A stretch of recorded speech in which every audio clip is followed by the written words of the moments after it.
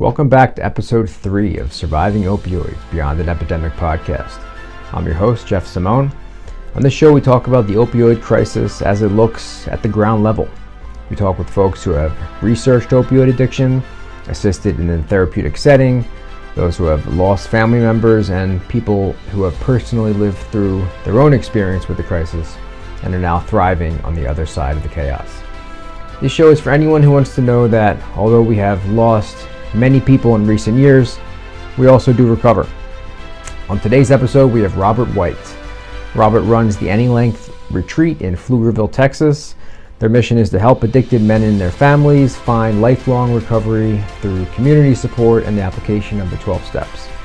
Robert himself is 9 years removed from a heroin addiction that led to incarceration and then his eventual recovery. On today's episode, Robert and I talk about some of the environmental influences on developing addictions, challenges of getting free from and remaining free from the grips of opioids, and we talk about some of the challenges facing the men that he works with in their own recovery journeys. Robert's a good friend of mine. We have a similar basic approach to our own recoveries, and I'm sure that you'll get a lot out of his message. Enjoy the episode.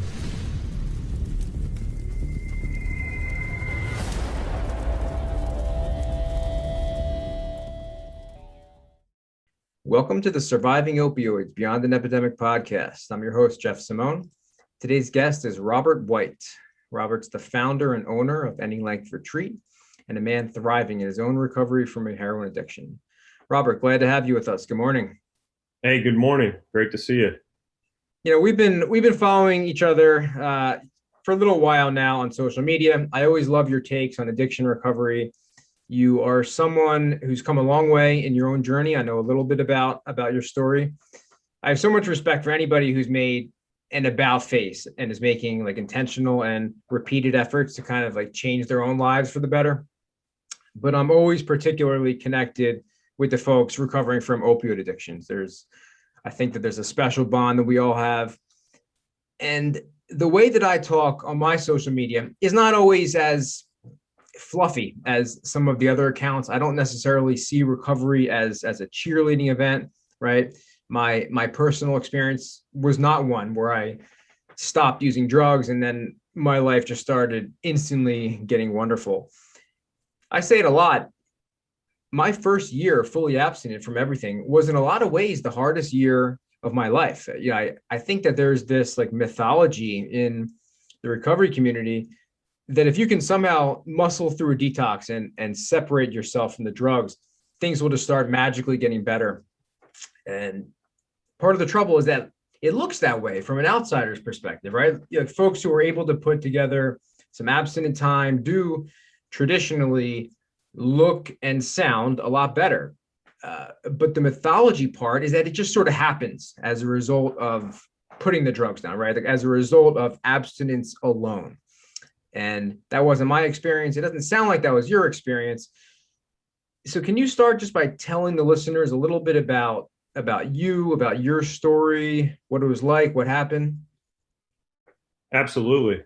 Yeah, and I definitely identify with what you're talking about. And I think that outside perspective, if you haven't been through it, or even if you're going through it, it's like, oh, that looks easy. I can just stop, and everything will get better. And, everything seems to get better, right? I may get a job, or I may get a girlfriend, or I may whatever, but then inevitably my experience was I always used again. And I used many substances over the duration of my, addiction. But the ones that, and I had the same experience with, marijuana, with alcohol. And it was like every single time, like the first time I ever used something, it was like, oh, this is the best thing ever. It was like I discovered something new, something wonderful. I had that same experience. The first time doing every new thing was just the greatest. Yeah. But whenever I was introduced to opiates, and that was in, like freshman, sophomore year, it was like, I don't know, 10 times better than the marijuana, than the alcohol. It was this warm, fuzzy feeling, this feeling of connection. And then, even whenever I was introduced to heroin, same type feeling. But Freshman, sophomore year of high school. yeah, of high school. Yeah. Yeah.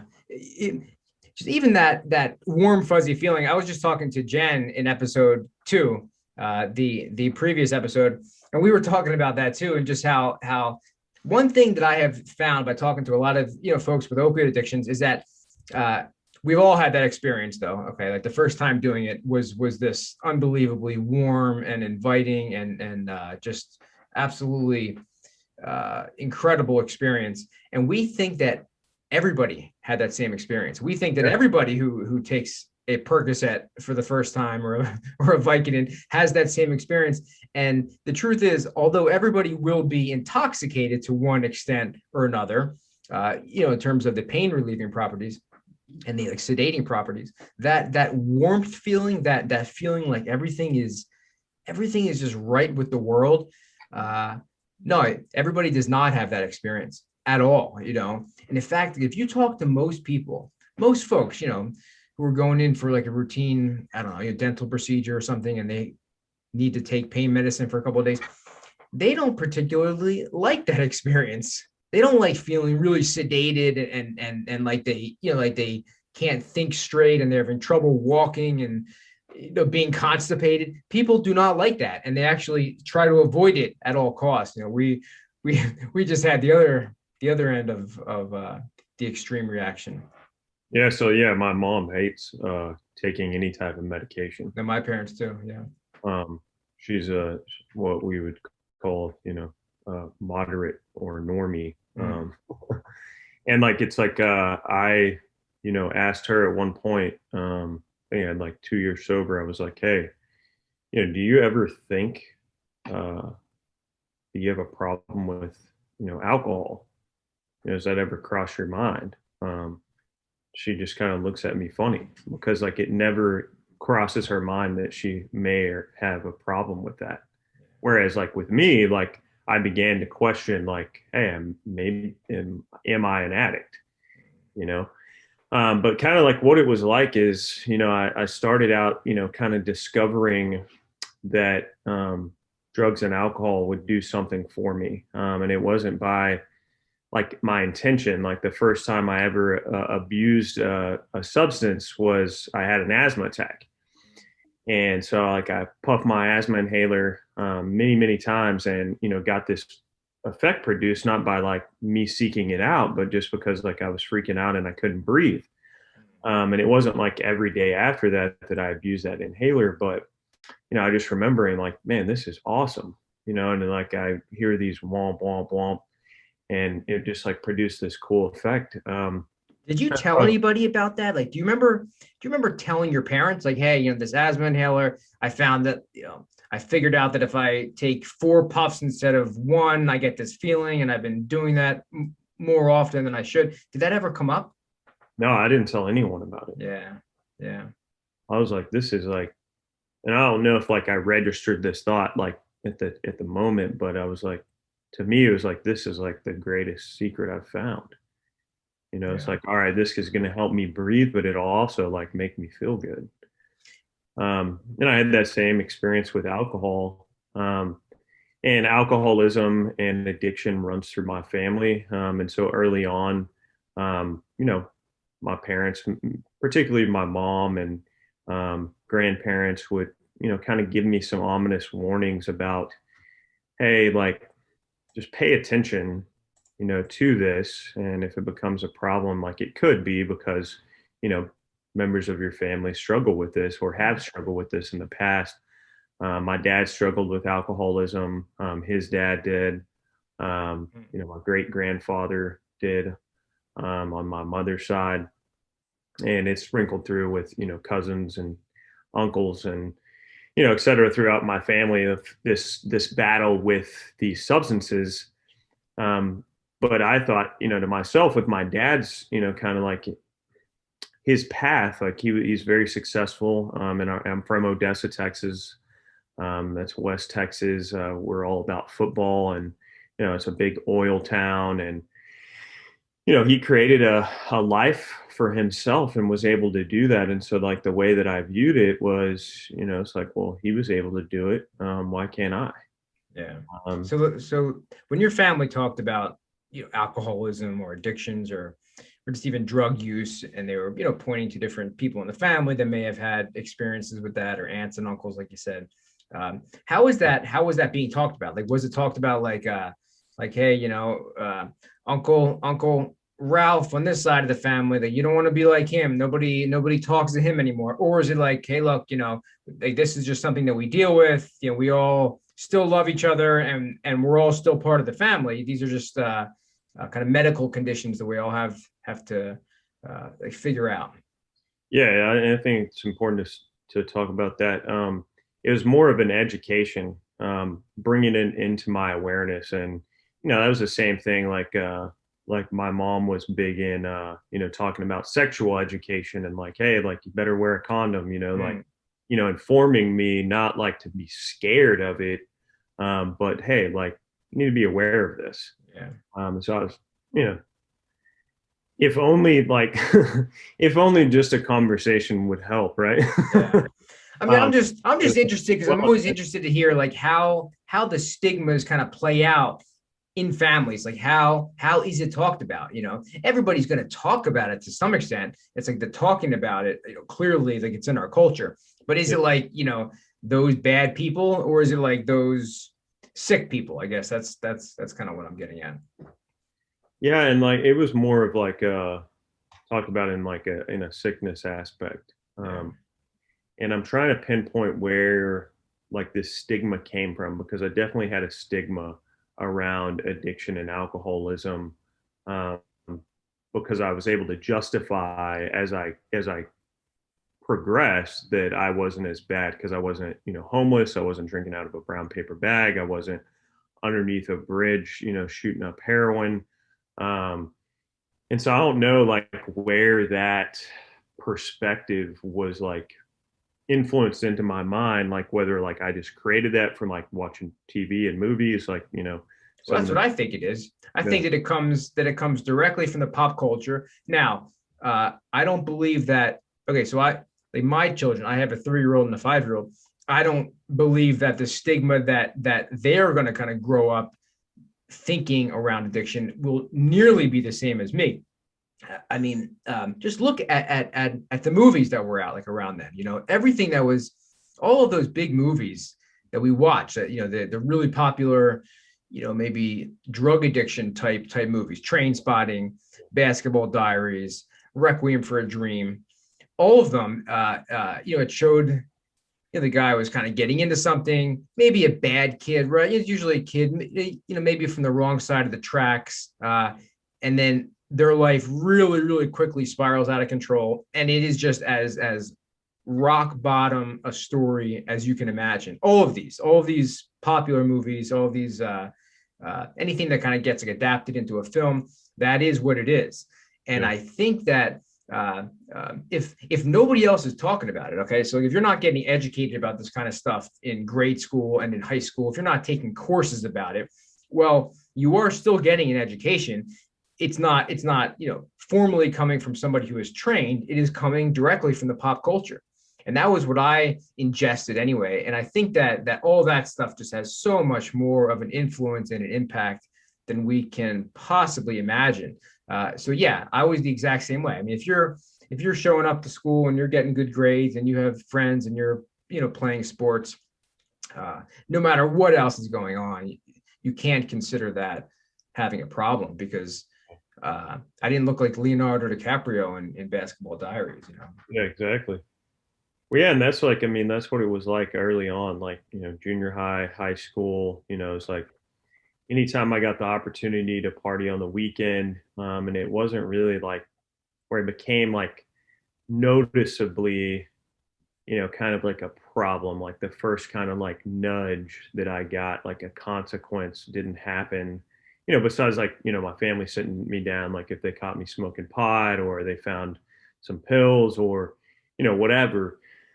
Um, I got a DUI entering into my senior year. And so that was the first consequence. And, I was sat down by my family. I was sat down by the head football coach.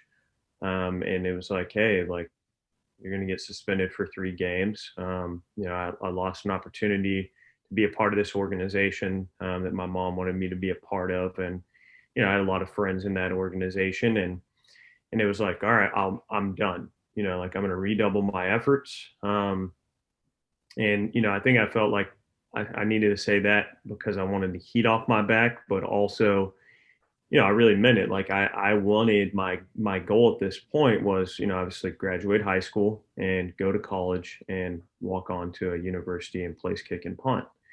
And I'd been looked at by Arizona State and Texas A&M, not in any scholarship capacity, but they were saying like, hey, like, if you suit up, show up, you get into our college, like walk on and earn your spot, like we'd love to have you.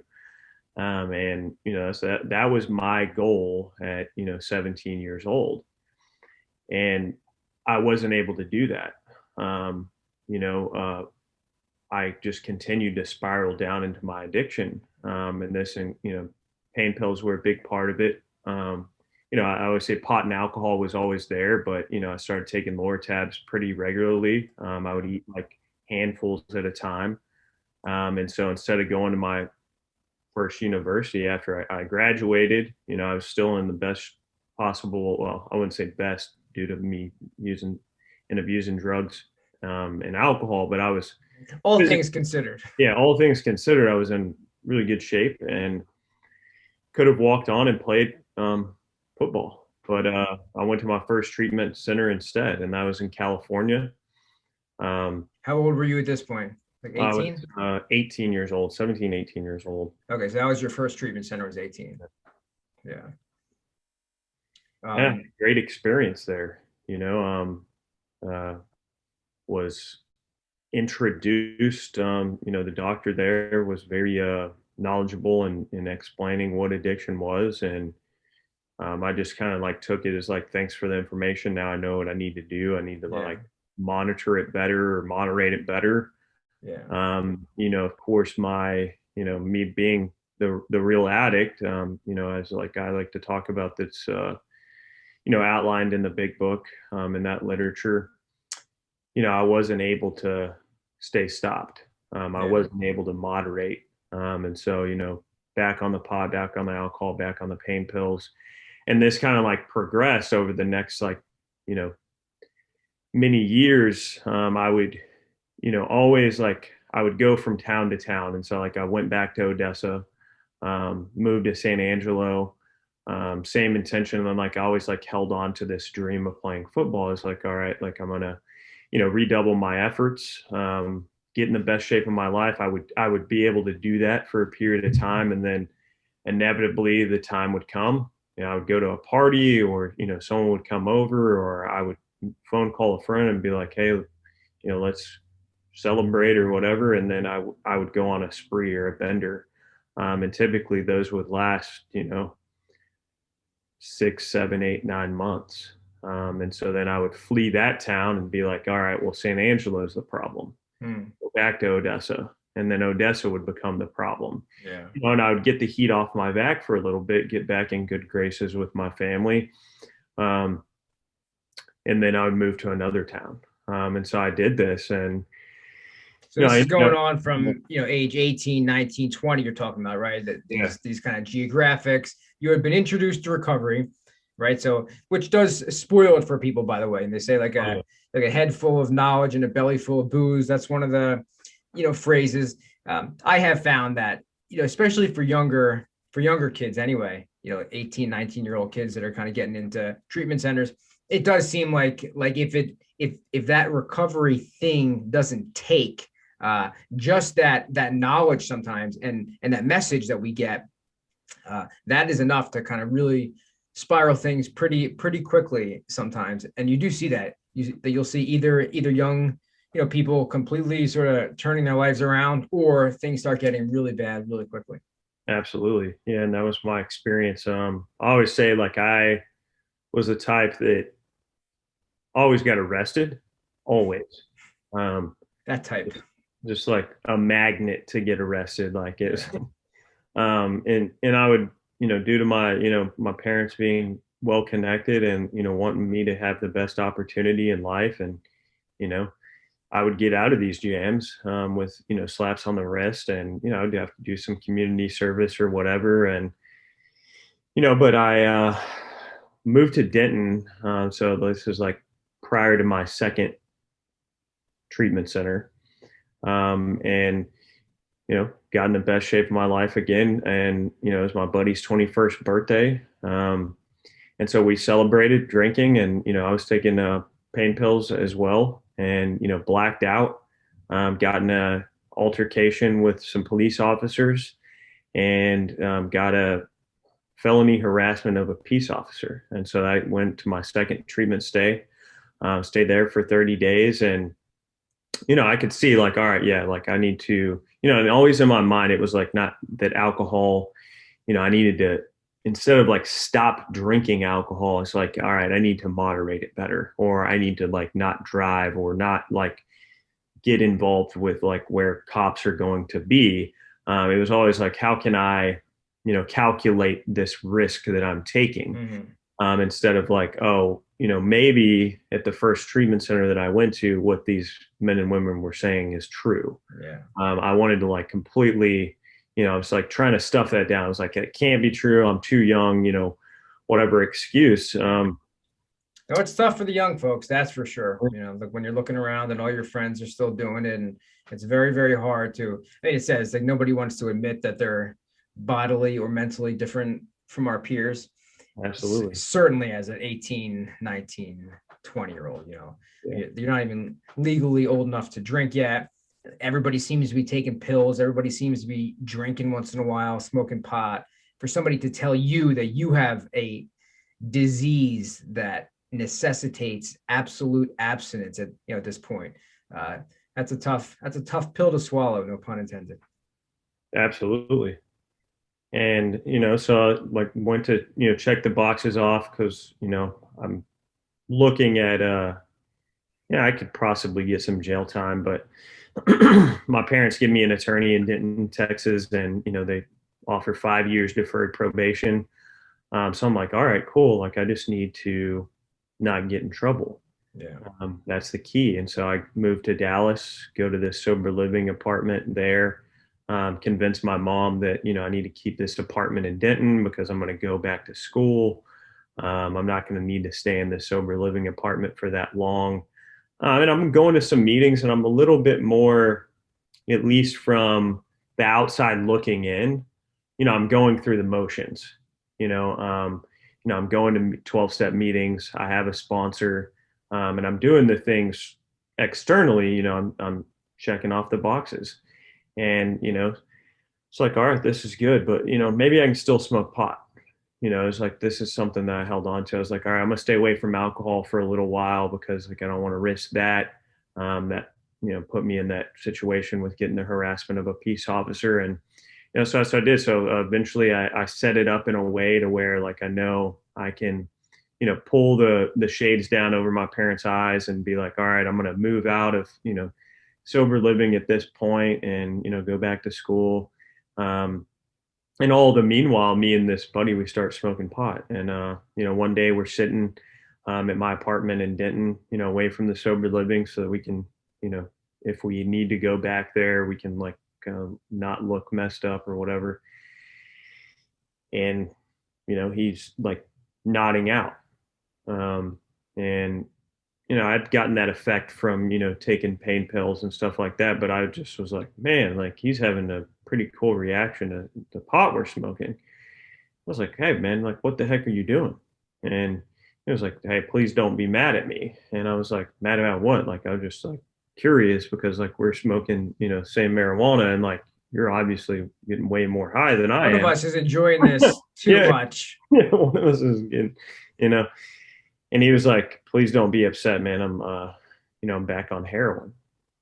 And I was like, well, how do I do that? That was like the first words that came out of my mouth. It was just like automatic. And he was like, you don't want to ever do this. And I was like, why not? And it was kind of like he told me that everything, from an authentic perspective that he could, of like, this is going to ruin your life. And it's interesting, you know, I always like to draw this kind of like parallel of, you know, it's like someone's telling me that this is going to ruin my life, and I'm like, no, it won't, Yeah. you know.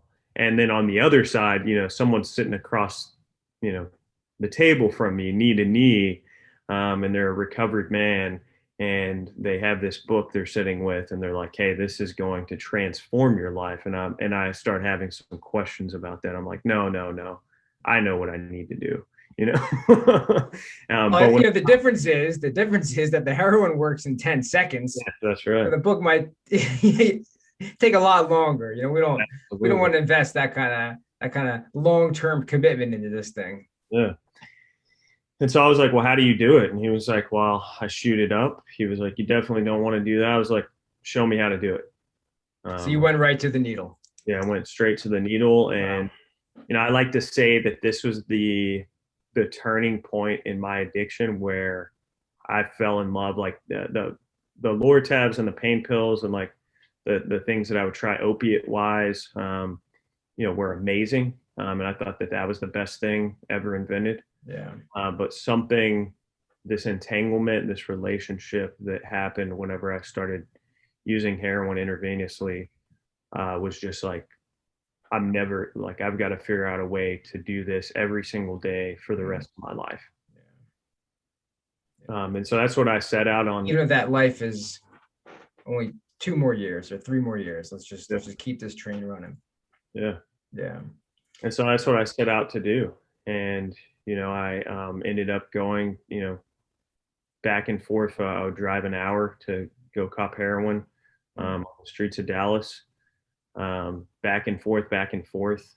You know, try to manage, you know, this relationship that I had with my family, so that like, you know, I could keep getting the necessary funds so I could keep up my habit.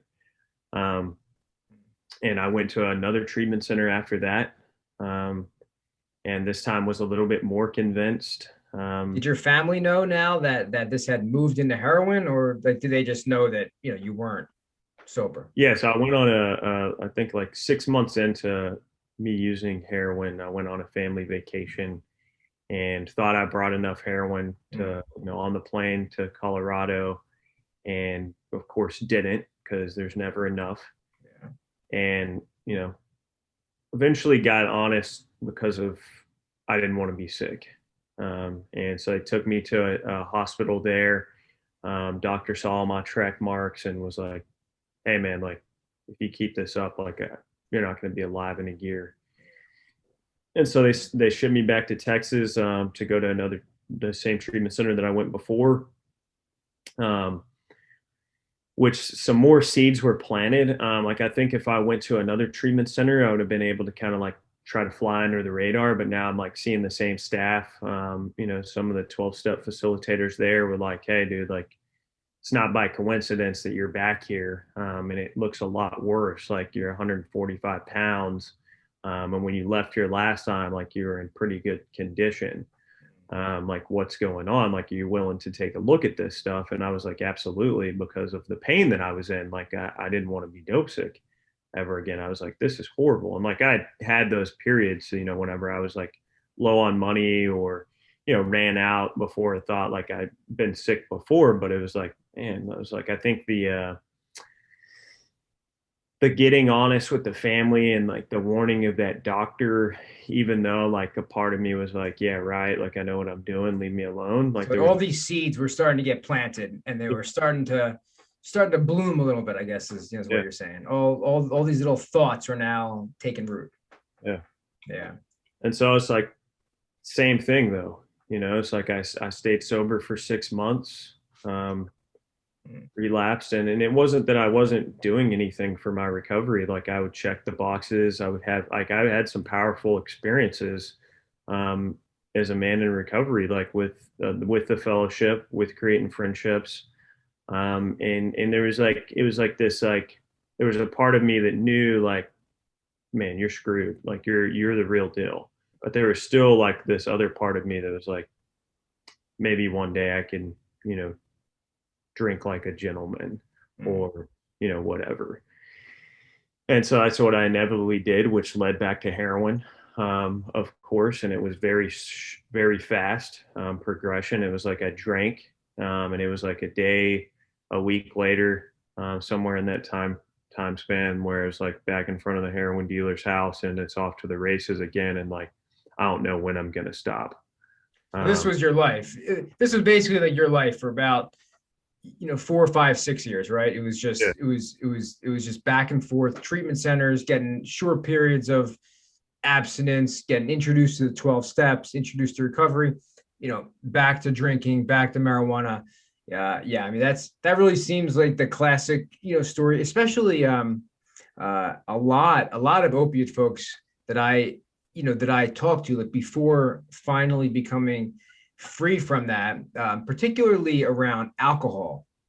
There is this idea that what brought me down was the heroin, right? Heroin's the problem. This is what is taking all my money. This is what's making me physically sick. The alcohol never really did that.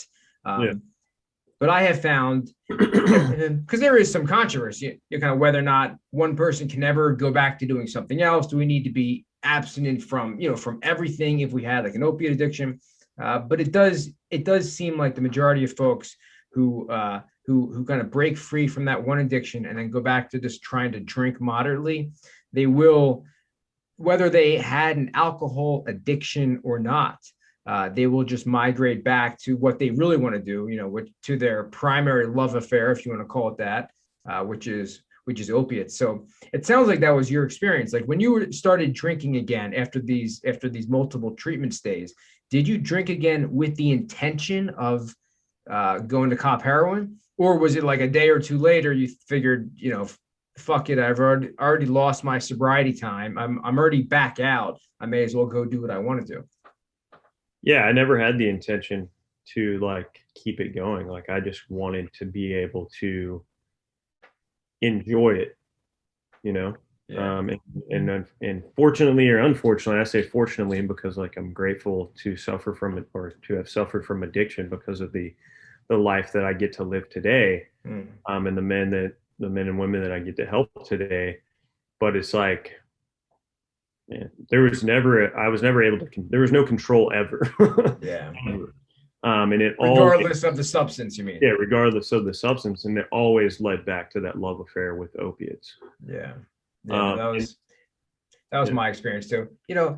A lot of people believe that addictions develop as like an overlap of like inherited, genetic predispositions, okay, stuff that get passed on from our parents, a sensitive nervous system, I like to call it. And then more, developmental or like environmental conditions, okay, personal traumas, whether big T or little T traumas. To what extent can you point to like a time in your early life where you felt like maybe things took like a turn for the worse? Because your story didn't sound, the early life story didn't sound too bad. It just sounded like all of a sudden you kind of found yourself using opiates. Now you did talk about which I think is very telling actually. You with the albuterol inhaler, like when you're 8 years old and you kind of sneaking off to do more of that because you like the effect and not telling anybody. It's the not telling anybody part. I recently listened to a lecture by Bessel van der Kolk. He's the author that wrote The Body Keeps the Score. And love that. he's been studying trauma, for just decades, and he's one of the leading trauma researchers in the world. And he's really good if you ever want to just kind of stream some of his YouTube stuff. And he used to try to, so when they would have clients come in, when they were trying to research with different subjects, like they would ask them questions pretty like point blankly. Like they would say, have you ever experienced trauma? And almost everybody would say no. But then like it turned out that most of these people had. So then like they started rearranging the way that they ask the questions. Like you can't just kind of come out and ask somebody who doesn't know you, who doesn't trust you, something as point blank as have you experienced trauma? Because most people are just not going to tell you that. But like they started asking questions like, was there anybody that you felt safe talking to? And that one, like in particular, ended up being, really just like the one question that kind of blew open the doors in terms of if they could predict somebody the kind of remaining trajectory of that person's childhood, for example, like if they are gathering that experience. And that was the big one. So like I'm curious, because I have had these experiences too, and I had like a nice upbringing, but same thing where like a lot of secretive stuff, and the way that I see that too is that that's not natural, right? So it is an unnatural thing for an 8-year-old to want to abuse an albuterol inhaler for the effect and then not tell anybody about it. What do you think? Can you relate to any of that? Yeah, absolutely. I mean, that happened with everything, around that, because this was like, and this is goal. I mean, there's like some friends that we wouldn't really like talk about it, but like we were on the same wavelength, like so like we were attracted to using together. Yeah, same.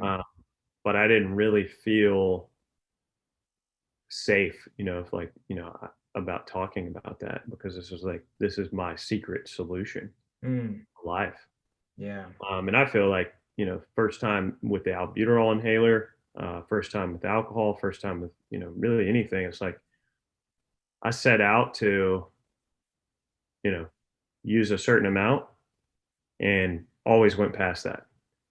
You know, and that was the I think like as it progressed, it's like as I continued to get introduced to recovery, um, I slowly became more and more willing to do some of what they were suggesting me to do until, you know, basically 2012, whenever, like, kind of like speeding up, like I got incarcerated yet again, because I violated probation. And I'm sitting there and like I've had stints of sobriety, like, 90 days, 30 days, 90 days, 6 months. And at this point, a year and 1 month, have a series of dishonest actions, go from, being really free and connected to power, to completely locked up because, I got incarcerated, pled guilty for possession of controlled substance and violation of probation, was sentenced to 30 months in prison, went into prison with like this like confidence, not cockiness, but like confidence that, hey, like this is me paying restitution. This is something I just need to do. And, was actually free inside of prison. And so went completely free until I got like transferred to this pre-parole, pre-release facility. And like a part of me was like, all right, like I can let off the gas because like, I've been in here for 2 months, sentenced to 30 months, but like, why am I at a pre-parole, pre-release facility? Like I should be getting out soon. I didn't have any like evidence that that was the case, but just kind of like, reading the signs of like, this is probably happening sooner. Like I'm not going to have to stay in here for 30 months. And so I was like, all right, I'm going to, start smoking cigarettes, which was illegal. I'm going to, now like that I'm tired of like trading soups and stamps or whatever, like commissary for tobacco, like I'm going to get my own tobacco. And so I was like, how do you do that? Talking to the other inmates about that. And they were like, hey, you need to get a green dot card. So like call your family. And, so I lied to my mom, like told her it was another form of commissary. So like basically had her commit a felony, without her knowing it. Because like at this point, like she's like, man, my son's recovered. Like it's the best that he's ever been in his life. It's authentic. And so I got my own tobacco, and me and a cellmate would like share cigarettes. And one night, like we're sitting sharing cigarettes, and it was his cigarettes this time. And we're smoking, and like, boom, I get hit with this like weird feeling. And I was like, dude, what the heck is this? It's like a different taste than tobacco, like in the middle of the cigarette. And he was like, oh, I put some K2 in there. And I was like, dude, I'm sober. Like, what the hell? And he was like, yeah, but like, it's not, synthetic marijuana. Like, it's not a big deal. And I was like, yeah, it is. It is to me, And so like, I go sit down, or lay down, and I'm like tripping out in my head. And I was like, man, you need to call someone, like go to the phone, you know, call someone or go talk to someone else, you know, in the facility. But I was like, I'll just sleep this off. Yeah. So woke up and like the idea that came to me when I woke up was like, all right, you can smoke as long as like you mix tobacco with K2. You know, Yeah. like, Yeah. that was You the sound solution. you You sound know, like Jim from the Big Book. yeah, that was the solution that my brain came up with at Yeah. a year and 1 month sober. Yeah. And so like I kept this Makes secret. sense to me, man. Yeah, oh yeah, it makes complete perfect sense.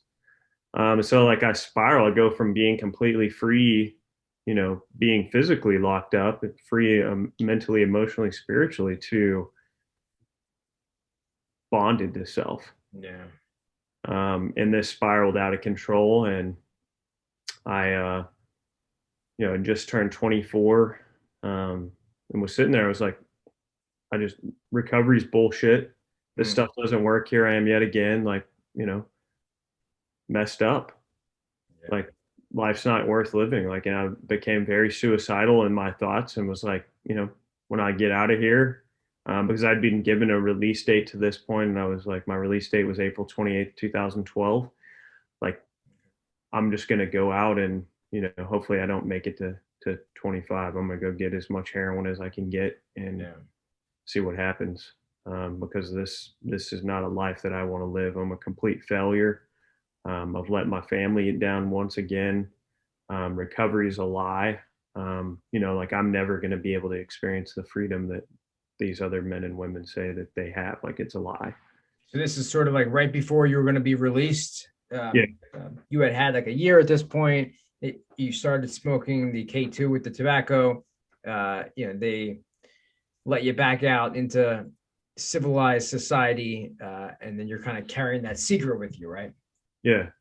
And like right before I was released, you know, and like this is like the kind of like the other turning point. This like the moment of clarity that maybe I'd had similar thoughts in the past before getting well, Mm-hmm. but not as strong as this, not as like vivid as like is it was like the clearest thought, like that I couldn't escape the truth that there was only like one option for me, if I wanted to, you know, live free, and that was to go all in the 12-step recovery, Mm-hmm. like all the way in, like I would my heroin addiction, you know.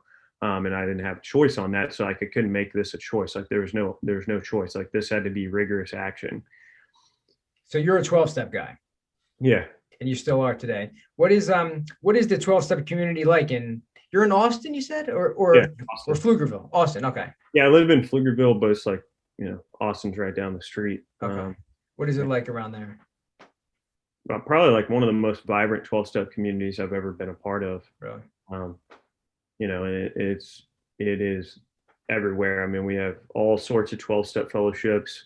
The community's great. There's opportunities to be of service, Mm. at a sober living level, at treatment center level, at detox center level. You know, of course, like at the Salvation Army level. Yeah. There's so many opportunities, and there's a lot of, you know, different age groups, different, um, what else? Different demographics. Like you can, if you're looking for, you know, your family, you're going to find it here. Wow. Um, so That's awesome. You know, a lot has changed, you know, since you got sober. Okay, since this, it's 2012 that you were describing now.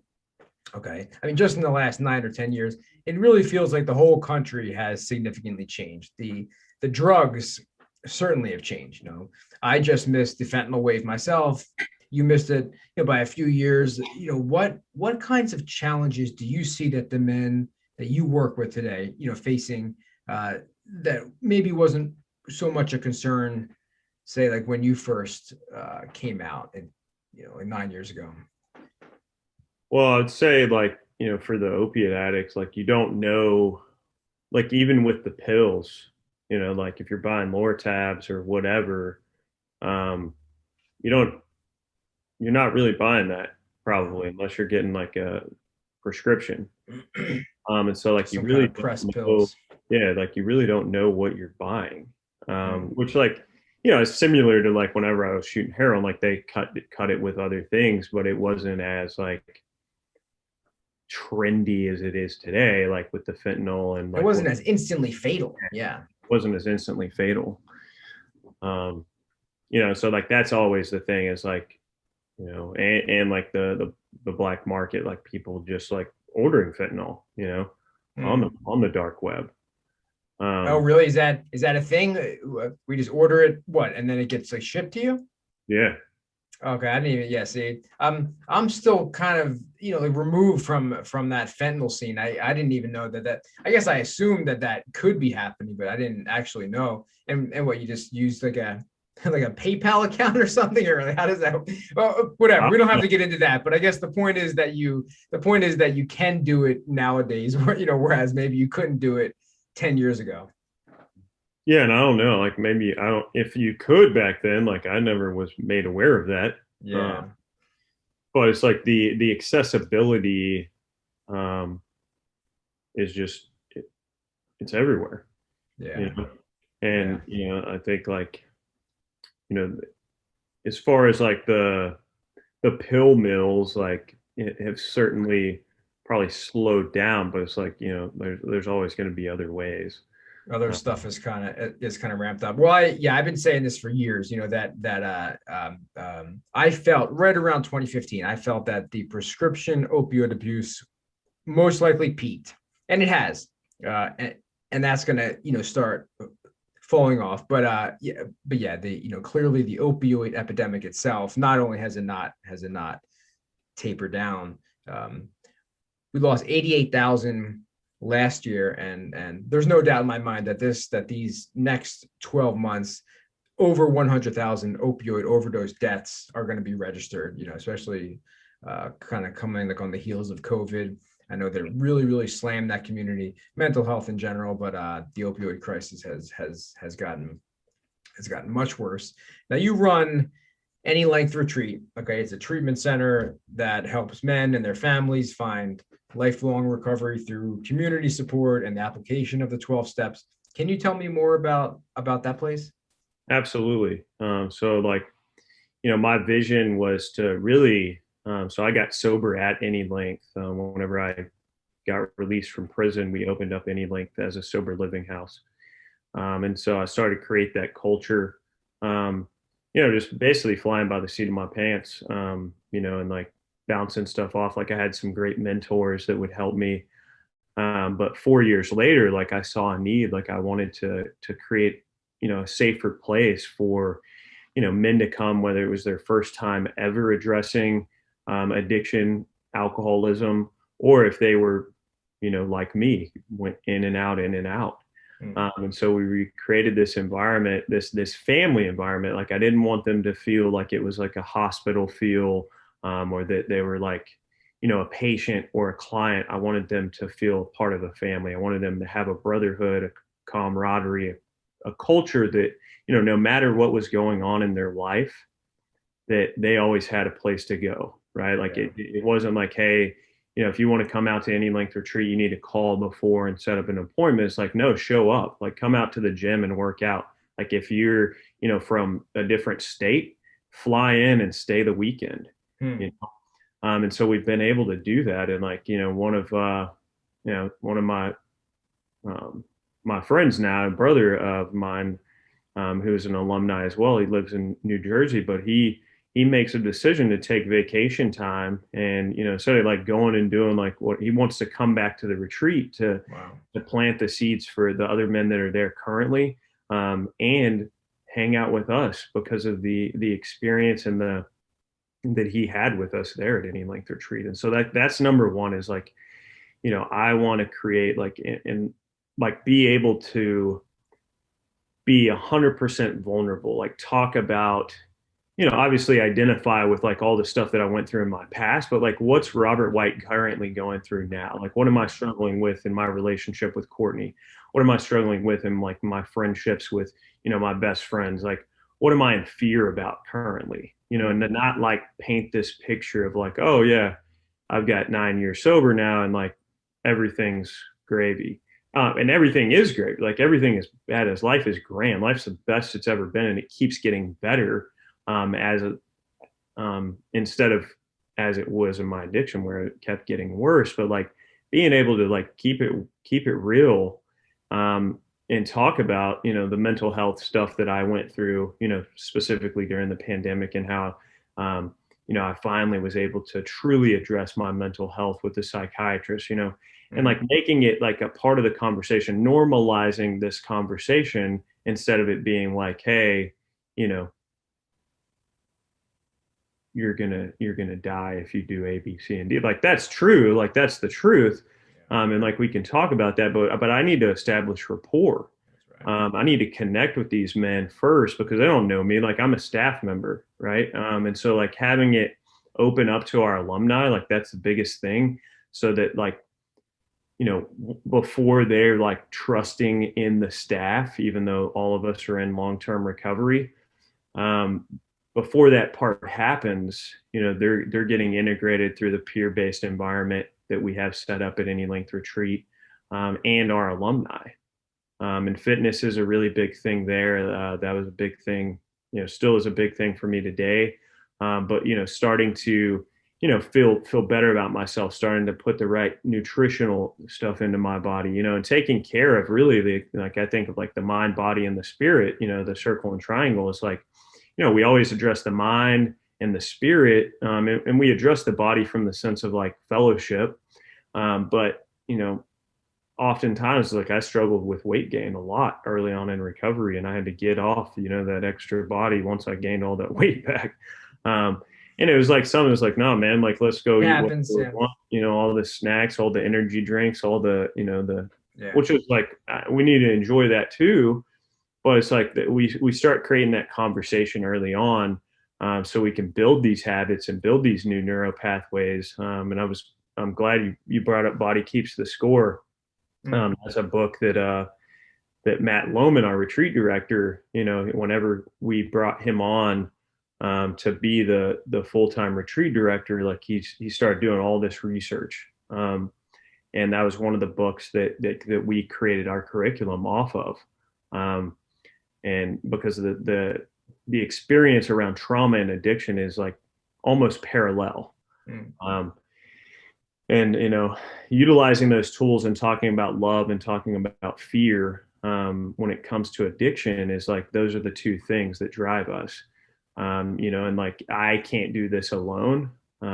We can do it. And then also addressing the mental health. If someone needs to see a psychiatrist, we're partnered with Atomic Souls, and so they get the necessary therapy that they need from that standpoint, because our model is like a different breed than your typical treatment center, where we're not a licensed treatment center in the sense of the word, which like because of how we wanted to keep our alumni involved and our staff involved with our alumni, we decided, like I look at this every year, but we decided against us as a facility licensing, but instead we partner with clinicians and psychiatrists, and not like in the partner sense where it's like, oh, we just find you someone. It's like we have properly vetted these places and they speak the same language that we do, but they carry the clinical licenses that we don't.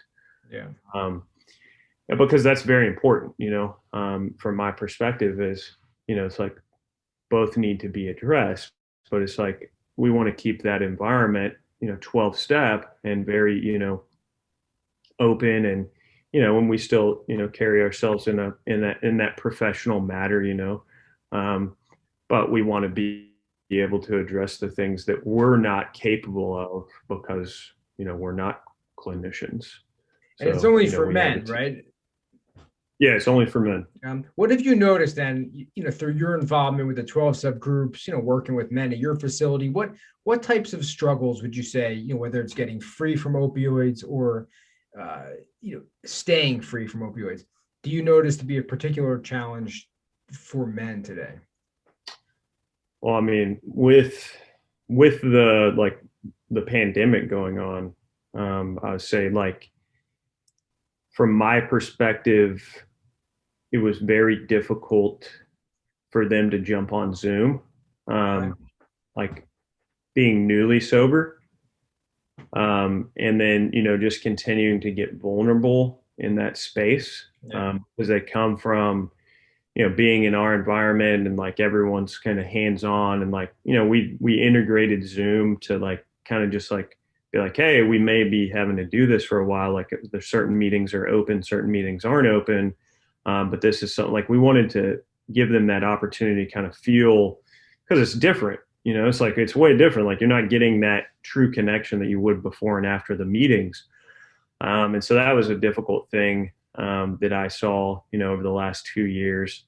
Um, and then just this shame perspective, especially like, I think it happens with all substances, but I particularly notice it more with the opiate addicts, is that they just have so much shame and guilt around specifically if they relapse, if they've been in and out, and they have so much knowledge because of the I guess the introduction that they've been for so young, or it doesn't really matter their age, but they've been introduced to the solution, and so they know it in their head, um, but they haven't fully experienced it. Um, and that's something that I've seen is like is a difficult is like they keep it secret, the Mm. things that they struggle with, even when we as a staff and our community that we surround them with is like very like open and honest about our current struggles. Yeah. So, Well, that's how you get people. That is how you get people to start trusting somebody else, because I have noticed a lot of folks kind of come in and we all do have trust issues going all the way back. I mean, look, your example, I just love your example because I have similar examples, not with the albuterol inhaler, but stuff like that. Like when there are things in early childhood that you can point back and say you did not feel trusting of somebody in that moment, right? So then fast forward, 20 years, 30 years, somebody's 30 years old, 40 years old, 50 years old, trying to recover from a serious addiction. All that secrecy stuff is still in there. That kind of that innate. I'm not going to tell somebody about this, yeah, and I've noticed that it is very very hard to expect full recovery, from somebody if they're not able to eventually start breaking through some of that stuff. And yeah, I agree that it is about when we start to open ourselves up, say, hey, look, this is where I was. Then a lot of people are then able to open themselves up. I know that your wife is also in recovery herself, right? yes, yeah, Did towards you recovery. did you guys meet in recovery? Like, what has that been like for you? And what advantages or challenges come with both partners recovering from past drug addictions? This is the most amazing relationship that I've ever been in, Mm. most authentic. Um, and I never think that was possible. I don't think she thought it would be possible too, based on our past relationship histories. Um, but we met in recovery. We met at this alumni meeting on Wednesday nights. We knew each other for quite a while before we started dating. Mm. Um, and I always like to say like, or she always liked to say she didn't think we were going on our first date when it was a first date, like I did, but she didn't. And like she was moving from an apartment to a house with some other roommates, and me and another guy we helped out. And like I asked her, like, hey, you want to go grab a burger? And she was like, she told her friends at the house, like, oh yeah, me and Bobby are gonna go grab a burger, and they're like, oh, it's gonna be a first date. And she was like, no, we're just friends. And one thing led to another, and like I started like having conversations with her. Started asking questions, like in past times, like we always like represent our best self, when we're trying to get a mate and get a partner. And like I think that's just like what we do as humans. But I started asking questions, and she started asking questions, and we started like just having this like this cool conversation. And yeah, I think we've been talking for like a couple months, and like we had shared some of the same hobbies, and we'd see each other at that Wednesday night meeting, and maybe like we go to a conference or something like that. But like that, like other than that, like our recoveries were like they came together, but they were separate. Yeah.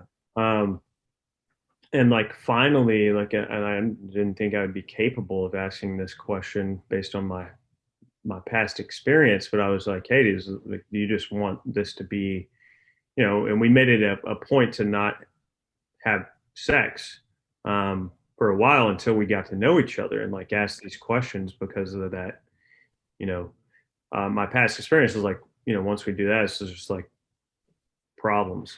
Yeah. But I asked, like, I was like, hey, do you want this to just be a sexual relationship, or like, are you interested in like having a real genuine relationship? And she kind of like looked at me weird, and she said, like, no one's ever asked me that. I was like, well, I've never asked anyone that either. And I was like, it's something we need to consider, because like I'm tired of like just like jumping in a relationship, becoming codependent, and like just never having to leave each other's side. Yeah. Being entangled in a relationship versus like two people putting their 100% in and making that whole. And so we continued to talk about it, and and we stayed together, and we always kept like, we'd go and experience recovery together. I think like the biggest challenge is like more in the head of like, it's like the judgment that comes like from like, like I struggle, like I wanted to like do a morning prayer and meditation routine together, right? And sometimes we'll do that. Like sometimes like we do sometimes pray together. We do sometimes meditate together sometimes, but like it was like, I'd like develop this idea in my head that, if we're not doing that together in the morning, then like this relationship sucks, which it wasn't true at all, right? And so like having those communication, that conversation around that is like how I feel or whatever. And then like moving past that. And then like the judgment of like, oh, okay, well, her recovery should look like this because my recovery looks like this, yeah, or vice versa. Yeah. And so like that's the challenge, but like utilizing the tools, I think, it's more beautiful because like we're able to hold that space safe for each other when, and communicate. Like, she's in school right now. And so like she communicated to me before she started, it's like, hey, I'm probably going to need some extra support, over this, this next semester. And so like asking for that. And then I do the same thing. It's like, whether it's with work or something I'm going through, like right now, me and Chase are training for this High Rocks US championship at the end of June. And so like I've communicated like, hey, like I'm not intentionally going to be absent up here, but like my focus right now is like really on training. So like if I'm not giving you enough attention or whatever, like just let me know. Yeah. But I need some extra support too. So that's been all very positive, and like our relationship, it's like it's like a fairy tale almost. Like it's like I have my best friend. I have someone that, like I don't have to like right now, like I don't have to be like, oh, where's Courtney? She doesn't be like, oh, where's Robert? What's he doing? Like there's complete trust, but that's because we put in the work in our relationship, and we put in our work in our recovery. We're both actively involved in, sponsor. We have a sponsor. We're active in our 12-step groups, and we're able to come together with that. It's beautiful. Yeah, I mean that is, that's an incredible, breakdown of a healthy relationship.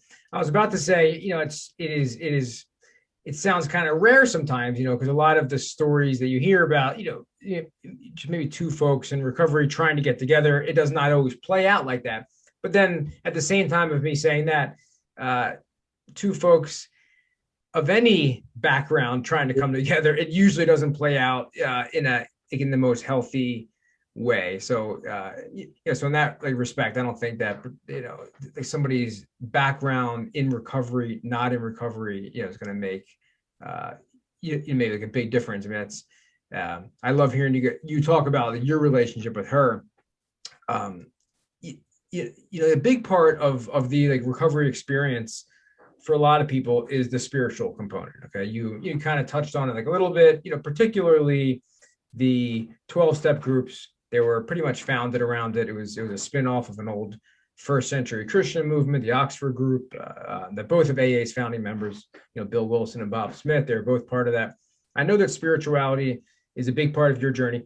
Can you talk like a little bit about it kind of quickly? Because we are sort of running out of time here. Did you have like a spiritual leaning prior to coming into recovery? Like, did you resist that approach when it was first presented to you? Because it sounds like that is now become a big part of your life. Absolutely. I didn't resist it. There were certain things like more towards religion that I was kind of like, I'm not really ready for that. Like if anyone would bring up, Christianity or something like that, just because of like my own perspective, I had a bad taste in my mouth. I was like, I'd condemned myself essentially is what I thought. But as far as like being willing and open to develop this relationship with a power greater than myself, a God of my own understanding, that was it started happening immediately. Like it was uncomfortable. Like whenever I started, suggested like, hey, try sitting still, start conversing with this, relationship. And like some people really broke it down for me. Of just like, hey, have a conversation like we're having right now with whatever you believe in. And so that was pretty like simple for me. And then I started like just being a seeker. And so like I would do all types of like, someone recommended a meditation. I was like, all right, I'm gonna do that. Or I would read a book by Wayne W. Dyer, or, get on YouTube and start like just like having an experience. And like, anytime like that kind of like this tightness would occur, I would be like, all right, why is this occurring? And then it got to the point where like I would be able to, when someone brought up, something that I was like, I don't know, like if I believe in that necessarily, I started asking like, well, what does this mean to me? But I was also, like unlike past attempts, like I was all in that regard. And so I started like, I think the thing that I struggled with was this like all in mentality where like my prayer and meditation routine, like once it became like a ritual, it had to look this certain way in order for me to be sober, in order for me to be recovered. And so that wasn't a problem early on because it was like very clear. It's like, this is what I need to do. If I'm doing this, like I'm good. If I'm not doing this, like I'm screwed. So I was like, that was good. But where it started becoming an issue was if something else popped up, like as life does, like in the morning, like if an emergency at work came up, or, something with Courtney came up, or whatever it was, right? I would either like not do it at all, in this like my prayer and meditation routine, or I would ignore the responsibility, because I was like, well, I have to do this before I can do anything. And so like later on in my recovery journey, and like what I started developing was like this kind of like, I don't like to call it a gray area, but like it was a gray area. It was like my mind needed to like open around like, okay, it doesn't always have to look like this for you to have this connection. Like this is like you live in all 12 steps daily. You have this relationship, this conversation with this power, this God daily throughout the day. Like it's not just like, oh, here and there. And so I started like, for my mind to like kind of wrap around it, what I had to do was like I created a 5-minute routine. I created a 15 to 30-minute routine, and I created a 30+ minute routine, so that way, no matter what happened, if I was out of town, if I got a work phone call, it's like I always had time to get in that safe space. I like that. With God. And it didn't have to be like, oh, well, if you didn't do, 10 minutes of reading, 10 minutes of journaling, whatever, like this insane thing that I created, which was cool. Like if I didn't do that, like, oh, you're screwed. It was more palatable. It was more forgiving. It flowed better. it was more realistic, and I still got the same results. But that was a very difficult thing for me to like wrap my head around, based on like, man, if you don't do this, you're gonna fucking die. So, I like that approach, man. One of the big problems that I had too, just because the morning routine was a very big part of my early sobriety, and I really made that, okay, I am doing this, for these whatever 20-25 minutes. This is how I'm starting my day. And then I have these kids now, and they just run into my room in the morning, or they start get me out of bed, whatever. It is that morning quiet time that I thought that I had this perfect little routine set up, that certainly has gotten disrupted, okay, to say the least. And I really like how you have these little different segments of time, as if like, okay, if they're sleeping in, I can do my 20-minute thing. If they're screaming, come get me out, I need a snack, you can do the 1-minute thing and then get back on track later. Yeah, I like that a lot.